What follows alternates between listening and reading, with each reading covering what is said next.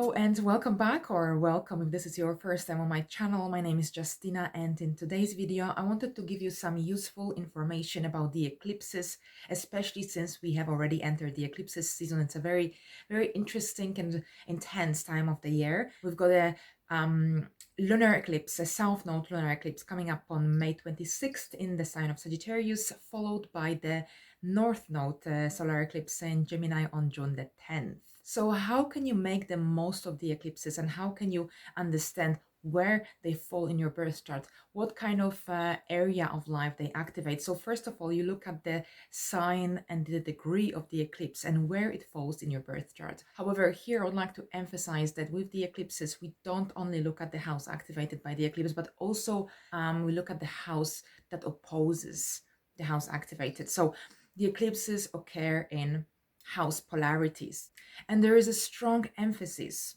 on this house polarity over a given period, usually approximately 18 months, because this is how long the nodes stay in one sign, and the nodes are connected to the eclipses, but I will get to this in a moment. So we focus on the areas, on the polarity of houses over a given period, and during this time you can expect changes, unforeseen events happening in this sphere of your life.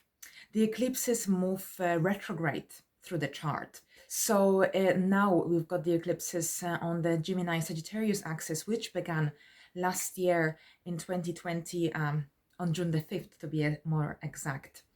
And the next family of eclipses, which will already begin on November 19th, a lunar eclipse in Taurus. This will be on the Taurus and Scorpio axis. So here if you have the first and the seventh house activated at the moment, then the next will be the sixth and the 12th. So we're moving backwards. Right, so what is a solar eclipse? A solar eclipse occurs at the time of the new moon, and unlike a lunar eclipse, it can't be visible from many parts of the world. It's only visible in a few parts of the world, while the lunar eclipse occurs at the full moon, and it's visible in many parts of the world as long as the moon is above the horizon. Now, the important factor with the eclipses are the nodes, because these transform a full moon or a new moon into an eclipse. So we can't have an eclipse without the nodes. The eclipses occur twice a year, every 6 months approximately, because this is how long it takes the sun to travel from one node to another. So when does the eclipse season begin? The eclipse season begins when the sun is within 18 degrees of either of the nodes. So basically 18 degrees before either south or north node. This is when the eclipses season begin, and it lasts until 18 degrees after the node. And during these 36 degrees time scale, so to speak, any full moon or a new moon will be an eclipse. So usually we have 4 eclipses a year, 2 per season, but occasionally we will get 5 or 6, like last year we had 6, and the next time we will have 5. I think it's around 2027.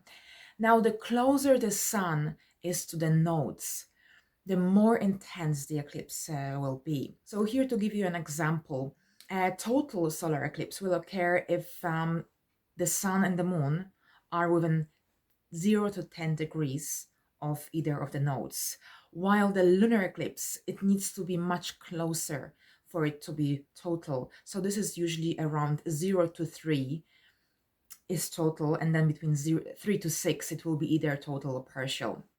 So this is what I've got for you about the eclipses, some interesting facts and points. I hope you enjoyed this video, and bye for now.